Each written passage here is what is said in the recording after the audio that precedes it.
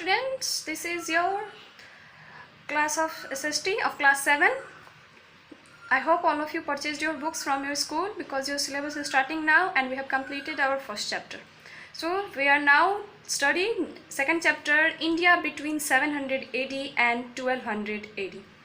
In the previous chapter, you had a glimpse of political, social and economic and religious condition of the medieval period. हमने पिछले chapter में medieval period के political, social, economic, religious condition सब के बारे में पढ़ा था. अब हम इस चैप्टर में उस समय जो महत्वपूर्ण घटनाएं हुई 700 AD से लेकर 1200 AD तक उसके बारे में पढ़ेंगे. A number of powerful kingdoms emerged during this period in North India, the Deccan and the South India. बहुत बड़े बड़े राज्य जो है, पावरफुल किंगडम्स जो हैं वो इस समय में हमारे नॉर्थ इंडिया, डेक्कन में और साउथ इंडिया में फैल चुके थे. Most of the rulers of these kingdoms were very ambitious and wanted to build an empire. इस समय के सभी राजा बहुत ही ज़्यादा पावरफुल थे, बहुत ही ज़्यादा बुद्धिमान थे और चाहते थे कि हर जगह अपना राज्य स्थापित कर सकें. This was the reason that they remained at the war with each other till there existence. इसलिए उनके समय में हमेशा लड़ाई चलती रहती थी जब तक वो जीवित रहते थे. The Palas were dominant in eastern India whereas the Gurjara Pratiharas dominated western India and the upper Gangetic valley. The third major kingdom was that of Rashtrakutas, who controlled the Deccan and also the territories in the north and southern India at different times. Palas जो कि eastern India की तरफ के थे, गुज्जर जो western India के तरफ के थे, प्रतिहाराज भी वेस्टर्न इंडिया के तरफ के थे और गैंगेटिक वैली के तरफ के थे.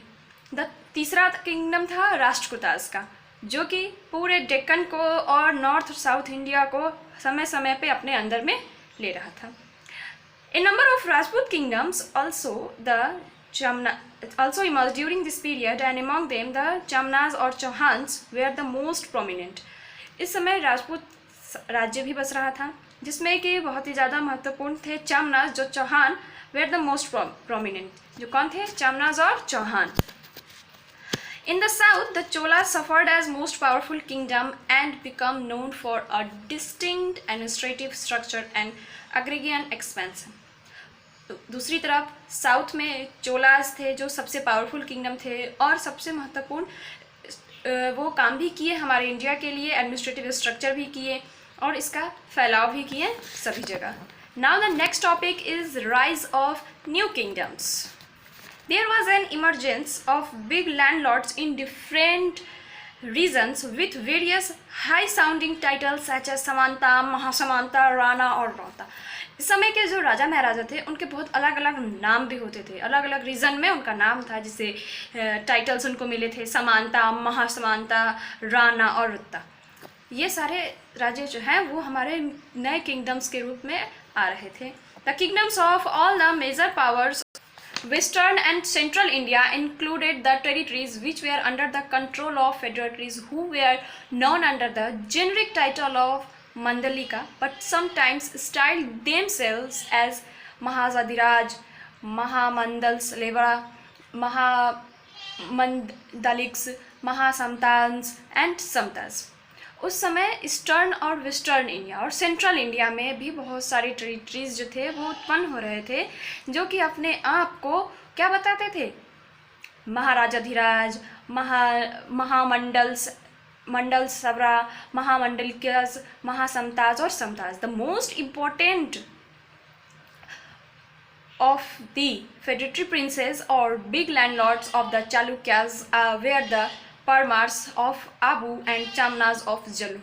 उस समय भी सबसे महत्वपूर्ण और सबसे अच्छे राजा प्रिंसेस में लैंडलॉर्ड्स में थे चालुक्य के परमार्स जो अबू के थे और चमनाज जो जलोर के थे.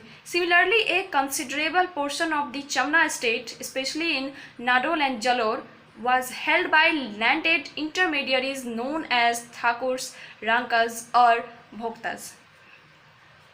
उसी तरह से चामना स्टेट का जो पोर्शन था उसमें भी नादला और जलोर जो चमनाज थे, Chauhans of Jalor, was held by landed intermediaries जो दो राज्यों के बीच में स्थापित हुए थे, जिनको कहा गया था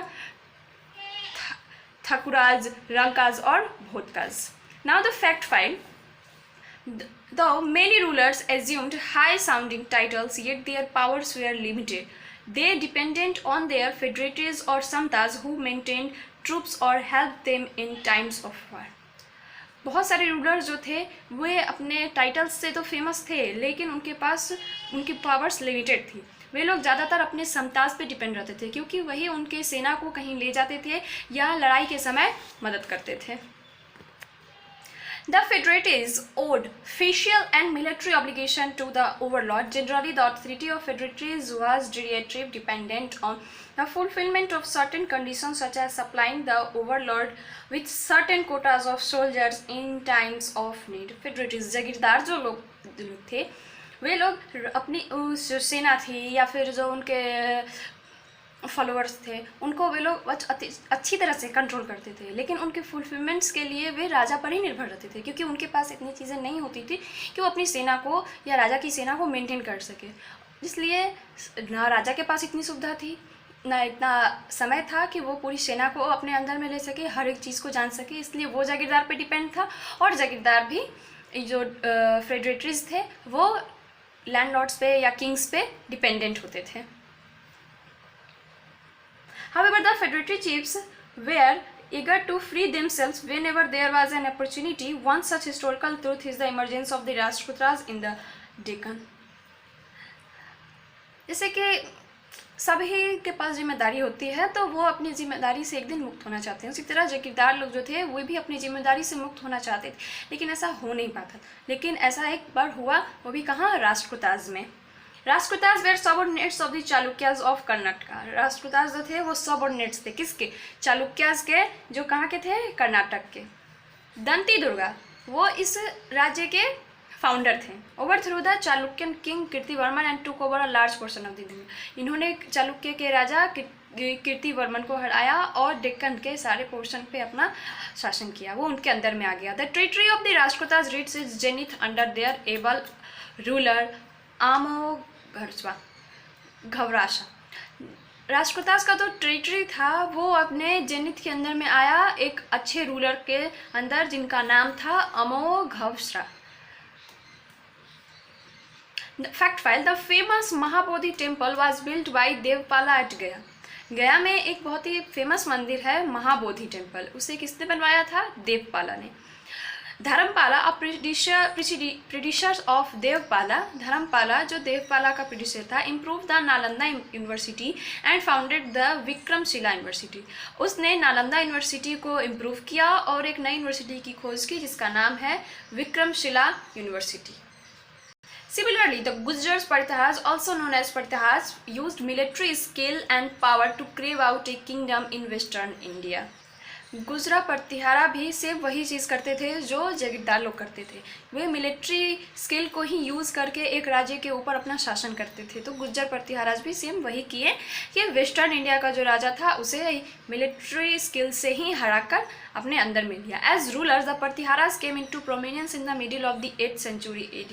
प्रतिहाराज मिडिल 8th century में राजा बने थे। When their king Nagabhata one defended western India from the Arab incursions through Sindh into Rajasthan. वो राजा कब बने थे, जब उनके राजा नागाभट्टा वन ने वेस्टर्न इंडिया को हराया था।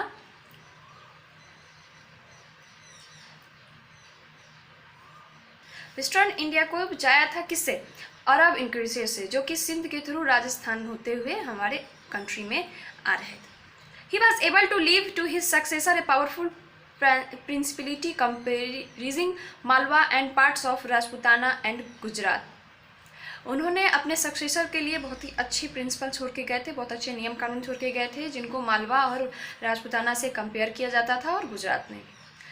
Another important kingdom of the period was that of the Palas. The Pala kingdom was founded by Gopala in 750 AD.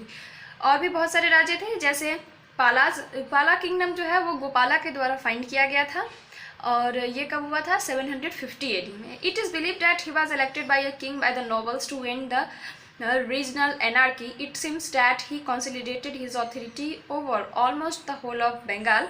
Gopala was an ardent Buddhist and had built the monastery of Odantapuri in Bihar. सभी लोग, it is believed that, ये विश्वसनीय है कि वो बहुत ही अच्छे राजा से इलेक्ट होकर राजा बना था ताकि वो बुराई को ख़त्म कर सके. It seems that he consolidated his authority, ये देखा गया था कि उसने अपनी पावर्स का गलत इस्तेमाल नहीं किया था, पूरे बंगाल में उसे फैलाया था. और गोपाला जो था वो एक बुद्धिस्ट था, बौद्ध धर्म का पालन करने वाला था, इसलिए उसने बिहार में एक मंदिर बनवाया, मोनेस्ट्री बनवाया जिसका नाम था औदंतापुरी. देवपाला द लास्ट पावरफुल पाला रूलर, पाला रूलर का सबसे लास्ट पावरफुल रूलर था. Extended control till Pragjyotishpur Assam, parts of Odisha and parts of modern Nepal. उसने अपने साम्राज्य को कहाँ तक फैलाया था? प्रागज्योतिषपुर जो कि असम में है, फिर ओडिशा के बहुत सारे पार्ट्स में और नेपाल के नए नए जगहों पर. As a Buddhist he founded the famous Mahavihara of Vikramshila near Bhagalpur. वो बुद्धिस्ट बौद्ध धर्म का पालन करने वाले थे, इसलिए उन्होंने महावीर की भी खोज की विक्रमशिला के पास, जो कहाँ है? भागलपुर में के समीप है. He also patronized Haribhadra, one of the great Buddhist author. उसने एक बहुत ही अच्छे बुद्धिस्ट ऑथर, मतलब बौद्ध धर्म को लिखने वाले का भी सम्मान किया था, इसका नाम था हरिभद्रा. सो आपका आज का क्लास यहीं ख़त्म होता है. कहीं कुछ प्रॉब्लम हो तो आप कमेंट बॉक्स में लिखकर प्रॉब्लम्स पूछ सकते हैं, आपको आंसर जल्द मिलेंगे. Thank you.